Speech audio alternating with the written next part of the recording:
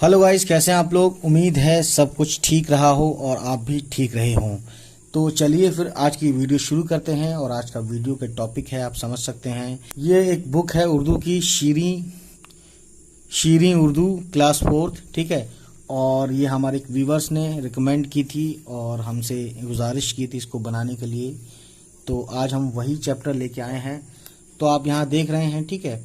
Chapter का नाम है भाई की मोहब्बत। तो इसमें बहुत इंटरेस्टिंग कहानी है ये। जिन लोगों ने रामायण वगैरह पढ़ी है उनको तो ये पता होगा। तो चलिए देखते हैं क्या है इस कहानी में और क्या है मामलात इसमें, ठीक है। शुरू करते हैं पढ़ना।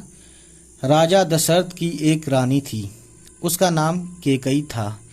कैकई के बेटे का नाम भरत था। जब भरत बड़े हुए तो माँ ने राजा दशरथ से कहा, मेरा बेटा बड़ा हो गया है, अब वो राजपाट संभाल सकता है।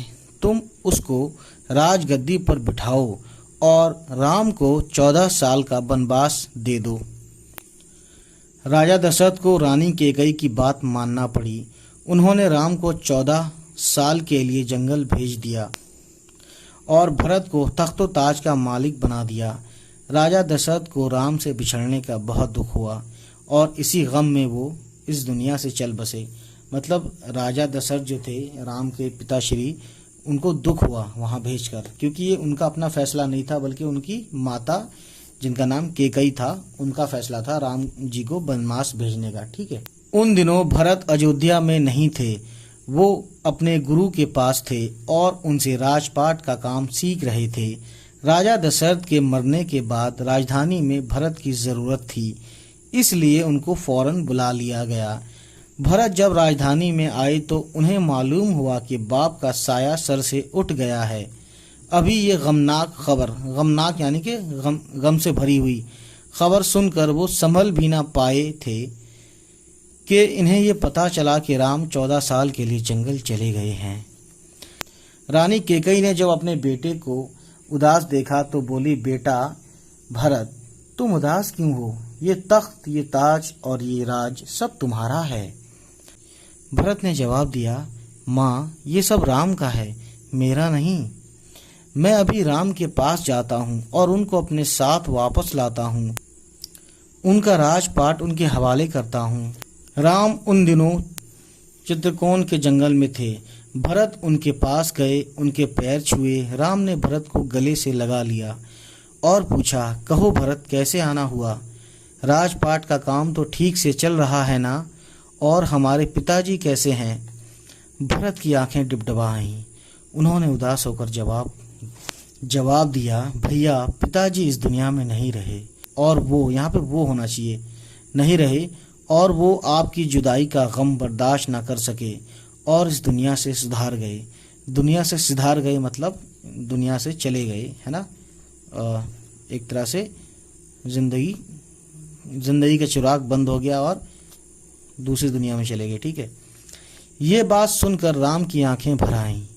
वो कुछ देर के लिए खामोश हो गए। जब राम के दिल का बोझ जरा हल्का हुआ तब भरत ने कहा, भैया, आप मेरे साथ अयोध्या चलिए और अपना राजपाट संभालिए। राम ने जवाब दिया, ये कैसे हो सकता है? मैंने पिताजी को वचन दिया है कि मैं 14 साल तक जंगल में रहूंगा। मुझे उनसे किया हुआ वचन पूरा करना है। भरत ने कहा, फिर मैं भी आपके साथ जंगल में रहूंगा।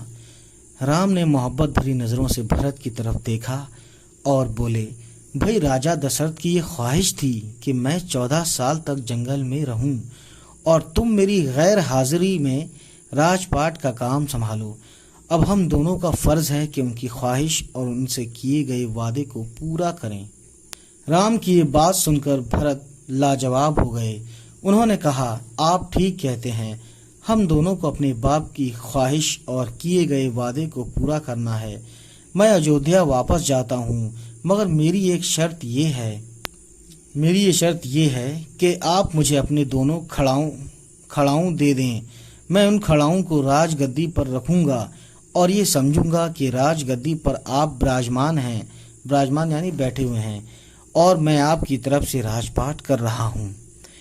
भरत की चाहत और मोहब्बत को देखकर राम ने उनको अपने गले से लगा लिया। उनकी पीठ थपथपाई और उनको नाराज ना करते हुए खड़ाऊं उनके हवाले कर दी। भरत राम की खड़ाऊं लेकर अयोध्या वापस आए। उन्होंने श्री राम की खड़ाऊं राजगद्दी पर रखीं और 14 साल तक राम की तरफ से राजपाट संभाला। राम की मोहब्बत रश्क के काबिल है। रश्क बोलते हैं यानी एक दो चीज़ें होती हैं। कोई किसी का, मान लीजिए किसी ने कोई घर बनाया, बहुत खूबसूरत घर बनाया, ठीक है। अब उसमें दो चीज़ होती है, एक होता है रश्क करना, एक होता है हसद करना।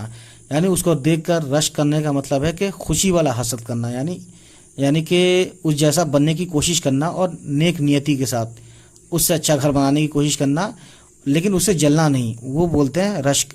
और एक होता है कि उस जैसा घर बनाना और उससे जलन भी करना, है ना, तो वो हसद होता है। और ये रश्क है, ये मतलब खुशी के लिए नेक नियति से जो है किसी की कॉपी करना एक तरह से, या उस जैसा बनने की ख्वाहिश करना। तो ये है राम की मोहब्बत रश्क के काबिल है, ठीक है। यानी उनकी मोहब्बत, जो उनका अपना तरीका था, वो सबको अपनाने ऐसा है कि वो उनको लोग चाहते हैं कि ऐसी मोहब्बत हम भी करें या हमको भी ऐसी मिले। भरत की मोहब्बत भी रश्क के काबिल है, ठीक है। दोनों भाइयों की मोहब्बत रश्क के काबिल है। ऐसी चीज़ों को हासिल करने के लिए लोग तरसे हैं, लोग दुआ मांगे, लोग चाहत पैदा करें अपने दिल में, उसे कहते हैं रश्क। तो गाइस, हम यहाँ गए मुश्किल अल्फाज के मुआयने, ठीक है। ये अल्फाज की लाइन है, कॉलम है, और ये मायने की कॉलम है। तो देखते हैं। बनबास है ना, हिंदी का वर्ड है ये, बहुत से वर्ड इसमें हिंदी के हैं।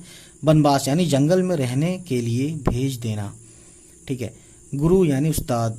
पिताजी मतलब वालिद या अब्बा। वचन यानी वायदा। चल बसे मतलब मर गए। गमनाक यानी दुख से भरा हुआ। जुदाई यानी अलग, अलग होना या अलग, यहाँ पे अलग लिखा है। विराजमान होना यानी बैठा या बैठना। तो गाइज, ये था चैप्टर, और उम्मीद है कि ये चैप्टर आपको अच्छा लगा होगा, और अच्छा लगा हो तो प्लीज कमेंट करके बताएं, ठीक है। और होगी आपसे मुलाकात फिर किसी वीडियो के साथ। तब तक लेते हैं आपसे विदा। Bye bye, take care.